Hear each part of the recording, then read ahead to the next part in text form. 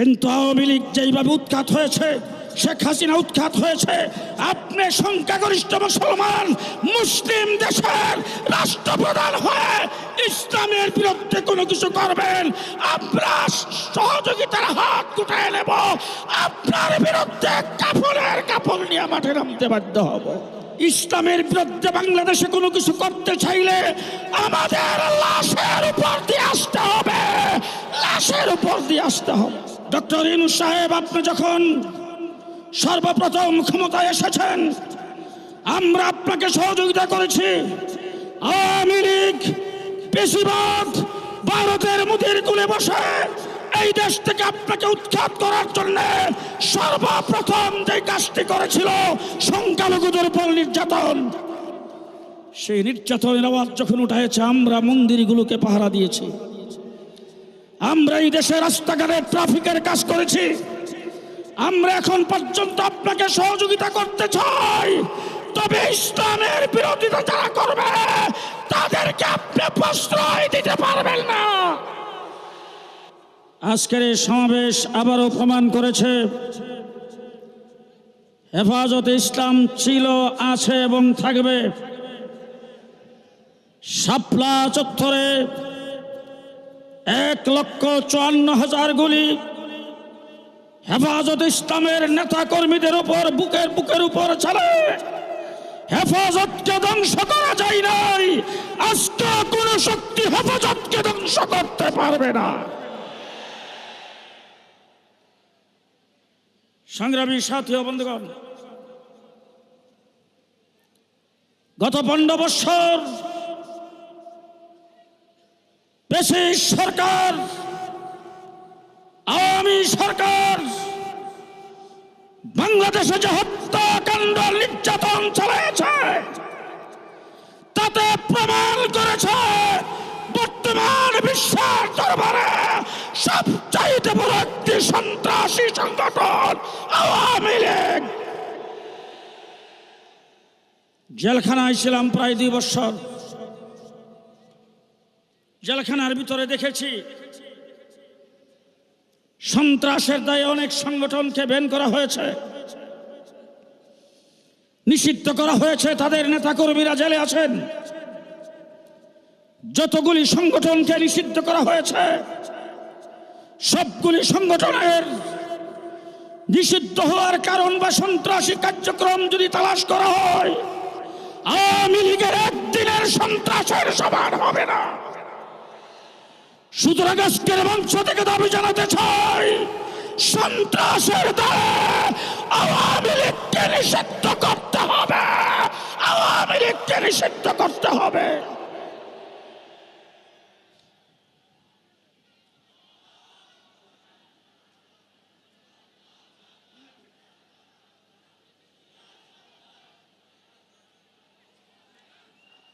সংগ্রামী সাথী ও বন্ধুগণ, শাপলা চত্বরে আমরা রক্ত দিয়েছিলাম। সেই রক্তের মাধ্যমে আওয়ামী লীগের পতন কণ্ঠা বেজে গিয়েছিল। সুলহ হুদাইবিয়াতে আল্লাহ পাক ঘোষণা করেছিলেন, ইন্না ফাতাহনা লাকা ফাতহাম মুবিনা। কিন্তু ফতেহ হয়েছে,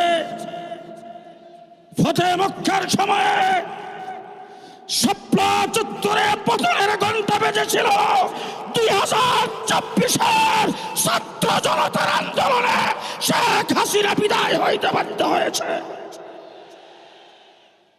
ছাত্র জনতা বিপ্লব ঘটিয়েছেন। যারা বিপ্লবে ছিলেন তাদের মাথার উপর দিয়ে যখন গুলি আসতো, এই সময় যখন মসজিদ থেকে আজানের আওয়াজ ভেসে আসছে, রাজপথে তারা জামাতের সাথে নামাজ আদায় করেছেন। তাদের মুখে স্লোগান ছিল নারায়ে তাকবীর, আল্লাহু আকবার। আবু সাইদ যখন গুলি খেয়ে মাটিতে পড়ে গেছেন, তার এক সাথী আমাকে বলেছেন, তার জবান থেকে জোরে আওয়াজ হয়ে বের হইতেছিল, আল্লাহু আকবার, আল্লাহু আকবার। আল্লাহু আকবার ধ্বনি দিয়ে যেই বিপ্লব বাংলাদেশে হয়েছে, যেই সফলতা বাংলার মাটিতে আসছে, যেই ফ্যাসিবাদের পতন হয়েছে, সেই দ্বিতীয় স্বাধীন বাংলাদেশে ইসলাম বিরোধীদের বিরুদ্ধে আবার মাঠে নামতে হবে কল্পনাও করি নাই। সংগ্রামী সাথী ও বন্ধুগণ, বর্তমান সরকারের প্রধান ডক্টর ইউনূস সাহেব, আপনি আসলে দেশে রক্ত দেন নাই, আন্দোলন করেন নাই। সংগ্রামী দেশে আমরা করেছি, রক্ত আমরা দিয়েছি। এজন্য রক্তের মাধ্যমে এই স্বাধীনতা অর্জন, তার যে কষ্ট এটা আপনি হয়তো বুঝেন নাই। আপনি কমিশন গঠন করেছেন। আমরা প্রথমেই বলেছিলাম কমিশন গঠন করতে আপনাকে খেয়াল করতে হবে দেশটা মুসলমানের দেশ, ইসলাম বিরোধী কাউকে দিয়ে কমিশন গঠন করা যাবে না। আজকে প্রমাণিত হয়েছে যাদেরকে দিয়ে আপনি কমিশন গঠন করেছেন তারা তসলিমা নাসরিনের ডিমের ফুটানো বাচ্চা। তারা বাংলাদেশের ধর্মপ্রাণ মুসলমান নারীদের প্রতিনিধিত্ব করে না, তারা পেশাদের প্রতিনিধিত্ব করে। নারী কমিশনে যাদেরকে রাখা হয়েছে তাদের সম্পর্কে একটি কথা আমি বলতে চাই। আপনাদের যদি এতই ইচ্ছা হয় আপনার দেহ আপনি যে কোনো জায়গায় বিলিয়ে দিবেন, বেশ্যাবৃত্তি করার যদি আপনার এত খাহেশ থাকে তাহলে আপনি করেন, কোনো আপত্তি নাই। কিন্তু বাংলাদেশের ধর্মপ্রাণ মুসলিম জনতাকে বেশ্যাবৃত্তিতে বাধ্য করার জন্য আপনার কোন এজেন্ডাকে চাপায় দিবেন, পিটায়া তক্তা বানিয়ে দেবে, তক্তা বানিয়ে দেবে। সংগ্রামী সাথী ও বন্ধুগণ, সংগ্রামী সাথী ও বন্ধুগণ, সময় কম, বহুত কিছু বলার ছিল। ডক্টর ইউনূস সাহেব, আপনি যখন সর্বপ্রথম ক্ষমতায় এসেছেন আমরা আপনাকে সহযোগিতা করেছি। আওয়ামী লীগ বেশিরভাগ ভারতের মুদির কুলে বসে এই দেশ থেকে আপনাকে উৎখাত করার জন্য সর্বপ্রথম যে কাজটি করেছিল সংখ্যালঘুদের উপর নির্যাতন।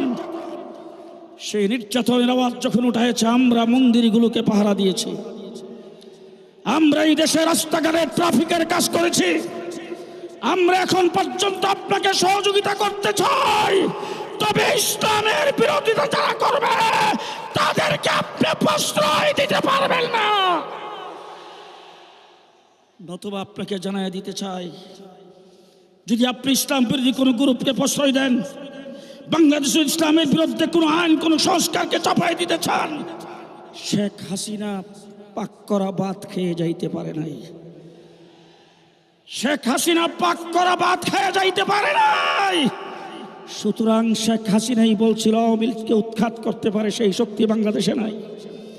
কিন্তু আওয়ামী লীগ যেইভাবে উৎখাত হয়েছে, শেখ হাসিনা উৎখাত হয়েছে, আপনি সংখ্যাগরিষ্ঠ মুসলমান মুসলিম দেশের রাষ্ট্রপ্রধান হয়ে ইসলামের বিরুদ্ধে কোনো কিছু করবেন, আমরা সহযোগিতার হাত গুটায় নেব, আপনার বিরুদ্ধে কাপড়ের কাপড় নিয়ে মাঠে নামতে বাধ্য হব। শেষ কথা বলতে চাই, বাংলাদেশে যখন জেলখানায় ছিলাম তখন দেখে আসছি ফাঁসির মঞ্চ। ফাঁসির মঞ্চটা জেলখানার ভিতরে একটা কোণার মধ্যে ফাঁসির মঞ্চ বানানো আছে। রাত্রে 12টার পরে সেখানে ফাঁসি কার্যকর করা হয়। বাংলাদেশে শেখ হাসিনা যে নির্যাতন চালিয়েছেন, যেইভাবে গুম হত্যা করেছেন, দেশটাকে যেইভাবে লুণ্ঠন করেছেন, শেখ হাসিনার বাংলাদেশে আসতে পারবে না। শুধু একটি কারণে আসবে, শেখ হাসিনার ফাঁসি বাংলাদেশের কোন জেলখানার ভিতরে হবে না, শাপলা চত্বরে ফাঁসির কাস্টে ঝুলিয়ে দিতে হবে। সংগ্রামী সাথী বন্ধুগণ, আজকের এই সমাবেশ বাস্তবায়ন কমিটির আহ্বায়ক হিসাবে যারা যেখান থেকে কষ্ট করে এসেছেন, সাংবাদিক বন্ধুরা দায়িত্ব পালন করেছেন, আইন শৃঙ্খলা বাহিনীর তারা দায়িত্ব পালন করেছেন, স্বেচ্ছাসেবকের দায়িত্ব যারা গ্রহণ করেছেন, সকলকে ধন্যবাদ, মুবারকবাদ জানায় শেষ কথা বলবো, ইসলাম থাকলে আমরা থাকবো। আস্তে কয়েন, আস্তে আস্তে আস্তে। আমি আমার কথা বলছি আপনাদের কাছে, বাংলাদেশে ইসলাম থাকলে আমরা থাকব। ইসলামের বিরুদ্ধে বাংলাদেশে কোনো কিছু করতে চাইলে আমাদের লাশের উপর দিয়ে আসতে হবে, লাশের উপর দিয়ে আসতে হবে।